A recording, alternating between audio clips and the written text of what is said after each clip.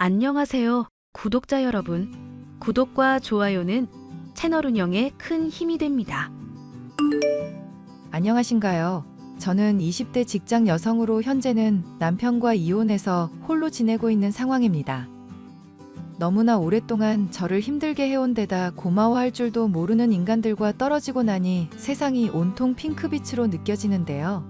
주변에서는 혼자 살아가게 될 저에 대해서 걱정을 해오지만 울타리가 아닌 족쇄나 다름없었던 시부모님들과 남편에게서 벗어나고 나니 무엇이든 잘 해낼 자신이 있습니다. 허구한 날 로또 복권만 사면서 돈을 탕진하던 남편과 뻔뻔하고 사납기 짝이 없던 시모에게 참고만 살아오던 제가 이혼으로 복수해준 사연에 대해 말을 해보려고 합니다. 여보, 나 주식이 떨어져서 그런데 30만 원만 출금 좀 해봐라. 로또 복권 좀 긁어서 만회하게. 주식이 떨어진 거랑 로또 복권으로 만회하는 거랑 무슨 상관이래? 오히려 그러다가 돈 더 잃을 수도 있잖아. 이 사람아, 운이라는 건 원래 총량이 있는 법이야. 주식으로 꼬랐으니까 로또 복권으로 채울 수 있게 조상님이 도와주시지 않겠냐? 나 왠지 꿈도 좋았던 것 같으니까 올 때 현금 두둑이 뽑아서 오기나 해. 여보, 제발 정신 좀 차려. 우리 이럴 때가 아니잖아. 아버님 당뇨에 몸도 안 좋으셔서 쓰러져 있으신데 병원비 나중 생각하면 미리 모아야 하지 않겠어? 이러다가 병 더 커지시면 그때는 어떻게 감당하려고 이렇게 돈을 써? 어차피 푼돈 모아봤자 인생 이렇게 가난한 상황에서 못 벗어나. 한 방 크게 터뜨리려면 주식이든 복권이든 딱 붙잡고 버티는 수밖에 없다고. 그래서 당신은 허구한 날 집에서 백수나 다름없이 집에만 있고 아버님 병 터지고 요양원 겨우 한 달 쓰고 그 뒤로는 돈 없다고 내가 다 돌보고 있잖아. 우리 1년 넘게 살아오던 집까지 팔아치워서 합가까지 한마당이면 당신도 생각이라는 걸 해야 하는 거 아니냐고. 아, 거참 로또 복권 오늘 운이 엄청나게 좋아지려고 그러나 마누라 잔소리 때문에 아주 기분이 잡치네. 당신 멀쩡히 잘 다니고 있던 증권회사 때려치울 때만 해도 뭐라고 그랬어. 나 고생 안 시키겠다고 해놓고 지금 얼마 되지도 않아서 상황 바뀐 것 좀 봐. 일은 나 혼자 해. 집안일도 내가 맡아. 아버님 병시중까지 해야 해. 이게 대체 무슨 상황인지 도통 모르겠다. 말은 똑바로 하자. 일을 너 혼자 하는 게 아니라 내가 프리랜서처럼 집에서 주식을 하는 거잖아. 크게 터지면 너 월급 내가 1분만 해도 벌거든. 그리고 집안일은 네가 당연히 해야지. 여자인데. 결혼 전에는 그렇게 다정하더니 이제 당신도 어머님께 완전 다 물들었구나. 아니면 원래 이런 사람이었는데 숨기고 있었던 거야?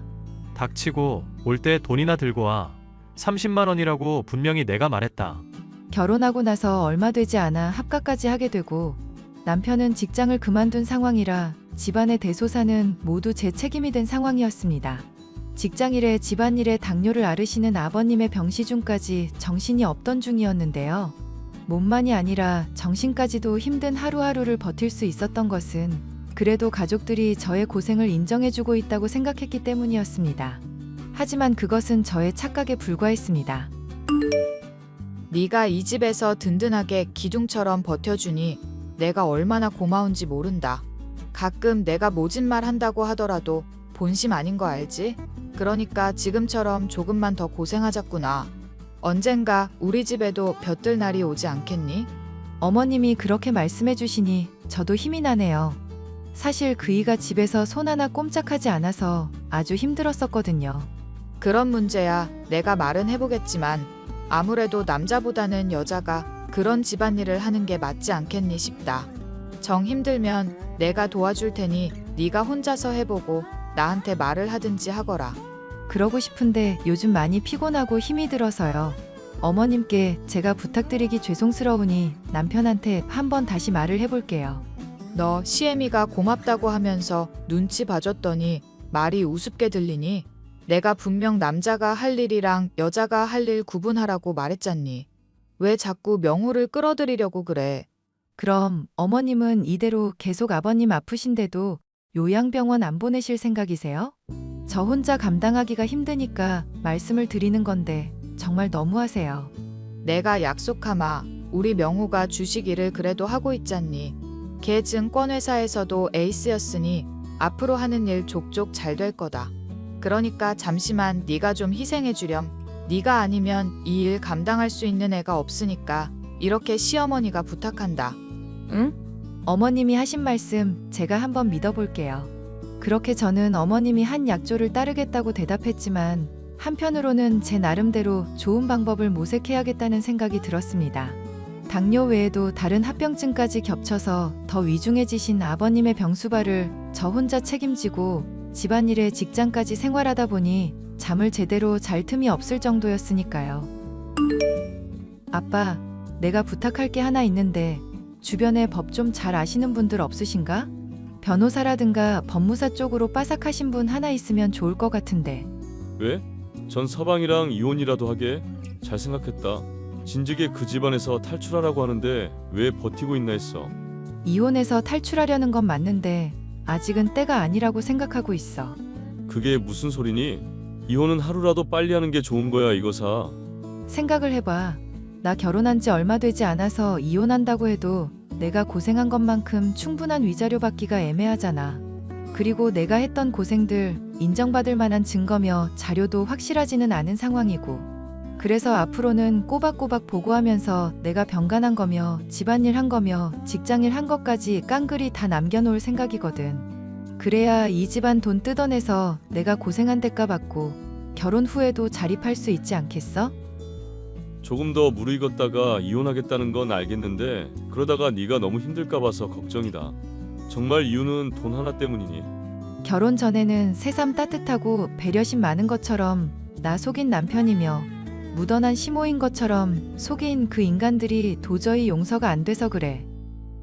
내 인생 갈아 넣어서라도 이 집안에서 조금 더 버텨서 돈 충분히 뜯어낼 거야. 그러니까 제발 믿고 따라줘. 네 뜻이 정 그렇다면 그걸 따르도록 하마. 그 사이에 사돈이며 전서방한테 조금이라도 긍정적인 변화가 있으면 좋겠구나. 그렇다면야 내가 변호사분이랑 상담할 일도 없겠지만 절대 그럴 일은 없을 거야. 하여튼 주변 분 중에 좋은 변호사분 꼭 알아봐줘. 알겠지?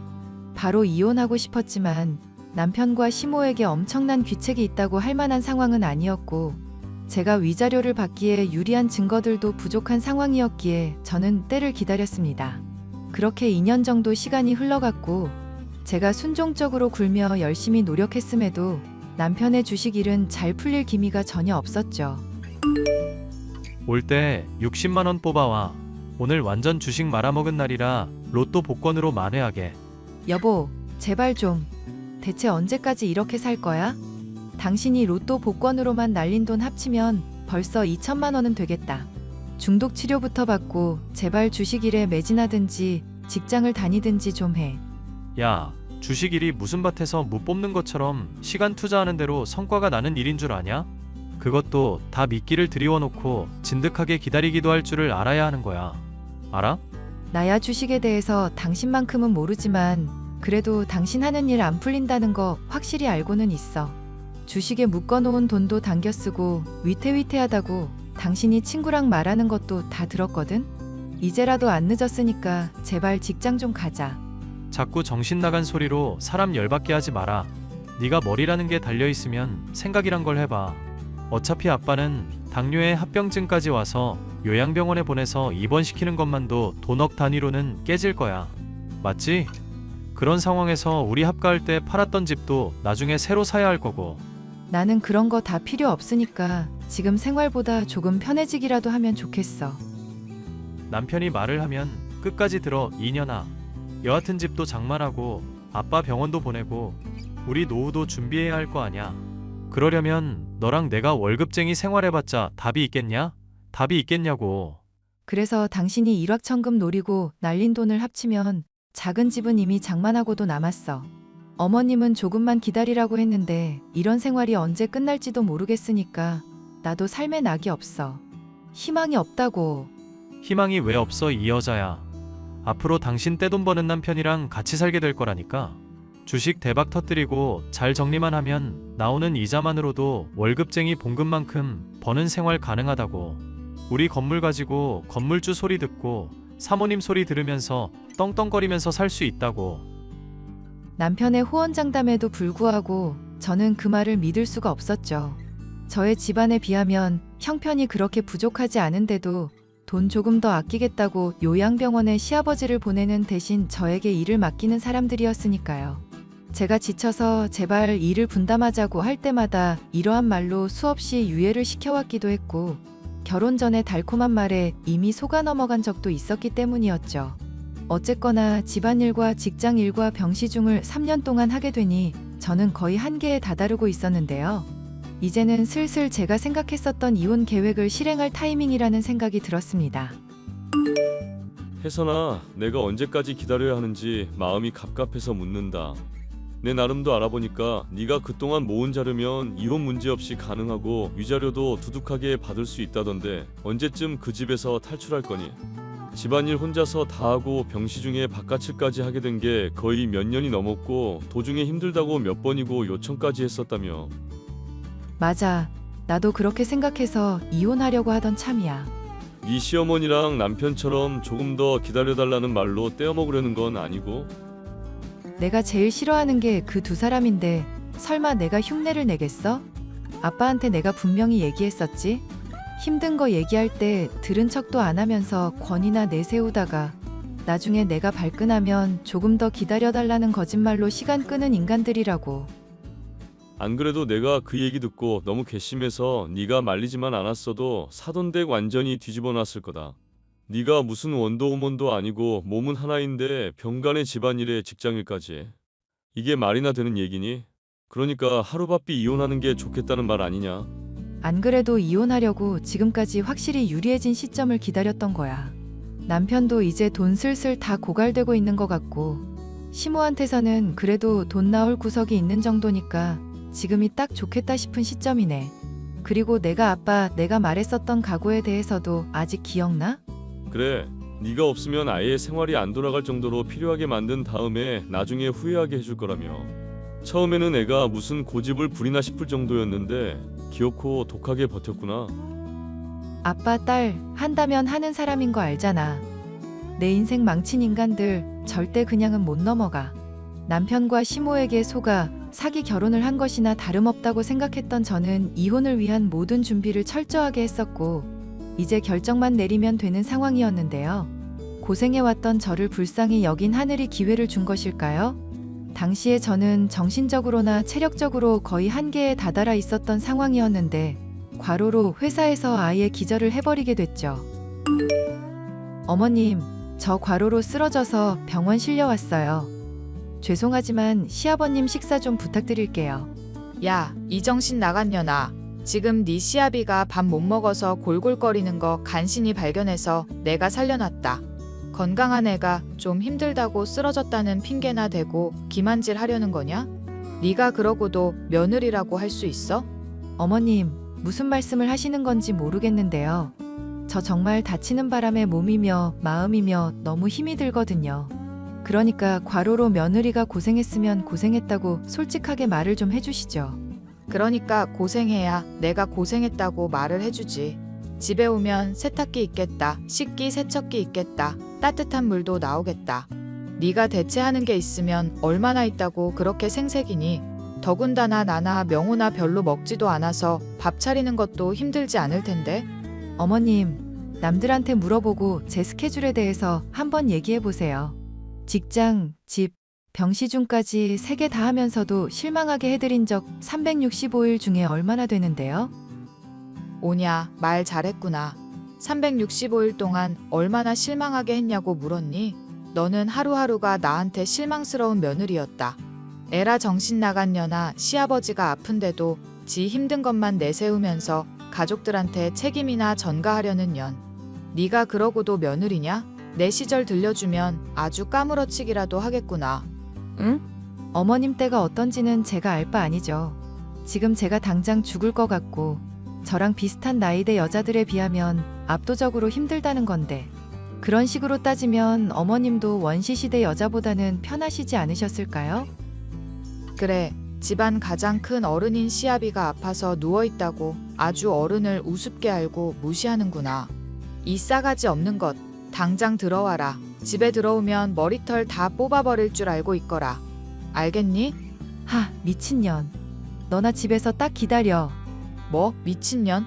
너 지금 시모한테 미친년이라고 했니? 그래, 과로 때문에 힘들어서 병원 왔는데도 싸가지 없다느니 왜 안 챙겼냐느니 이런 소리 들을 줄은 몰랐네. 집에 댁 잘난 아들 처박혀서 주식에 투자한다고 모니터만 들여다보고 있던데 그 인간을 시키지 그랬냐? 이게 어디 하늘 같은 남편에 대고 막말을 해. 너 당장 튀어오거라. 가만히 둬선 안 되겠구나. 너나 집에서 딱 기다리라고, 이 미친 여자야. 저는 그동안 시집살이와 일, 시부의 병시중까지 3년을 병행해서 쓰러지고 말았고 링거를 맞아 간신히 회복된 몸으로 집에 갔습니다. 그간의 서름을 갚아줄 생각에 힘든 줄도 모르고 문을 벌컥 열고 들어간 제가 흉흉한 표정을 짓고 있자 튀어오랄 때는 언제고 겁을 집어먹은 시모는 문에 서 있지 말고 빨리 들어와 밥이나 얼른 차리라고 하더군요. 겁을 먹었으면서도 여전히 강압적인 그 말투에 화가 났던 저는 대답 대신 시댁에 있는 그릇이며 반찬통을 집어던지고 개박살을 내는 등 아주 난장을 피워놨습니다. 방에 틀어박혀 있던 남편은 무슨 소란이냐며 나오더니 저의 따귀를 때리려고 손을 들더군요. 저는 지지 않고 그 면전에 출금해온 100만 원을 집어던졌습니다.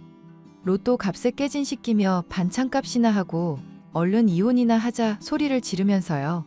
설마 하니 이런 초강수를 둘 줄 몰랐던 것인지 벙찐 표정을 짓던 시모와 남편의 모습을 보니 속에 있던 채증이 한 번에 풀리는 기분이었는데요.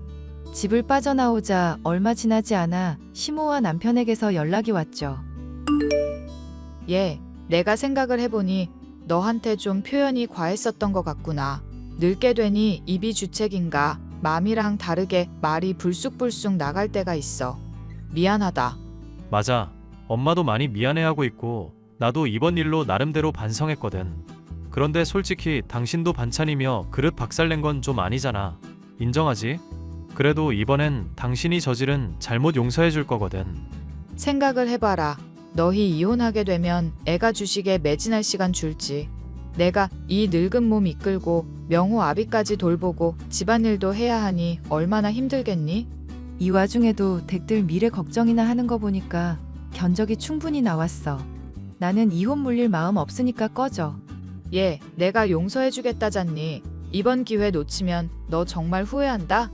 후회는 당신들이 하게 될 게 후회고 저는 인생 아주 편해질 것 같으니까 남 문제는 신경 쓰지 마세요.